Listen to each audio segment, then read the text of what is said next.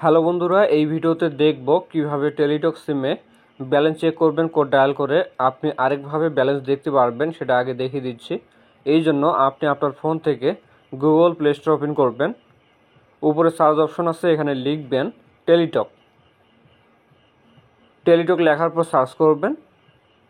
এই অ্যাপটি আপনারা আপনাদের ফোনে ডাউনলোড করে নেবেন। আমার যেহেতু ডাউনলোড করা আছে তাই অ্যাপটি ওপেন করলাম। ওপেন করার পরে একটু অপেক্ষা করবেন।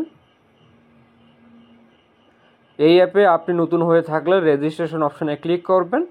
ক্লিক করার পর এখানে আপনার টেলিটক নাম্বারটি বসাবেন। এরপর রেজিস্ট্রেশন প্রসেস এখানে ক্লিক করে রেজিস্ট্রেশন করে নেবেন। আমি সরাসরি লগ ইন করছি। লগ ইন করার পর এখানে আপনি দেখতে পারবেন আপনার সিমে কত টাকা আছে। এখন দেখা হচ্ছে কীভাবে কোড ডায়াল করে টেলিটক সিমে ব্যালেন্স চেক করবেন। এই জন্য ফোন থেকে ডায়ালার ওপেন করবেন। এরপর কোডটি তুলবেন *152#। এই কোডটি তোলার পর কল করবেন।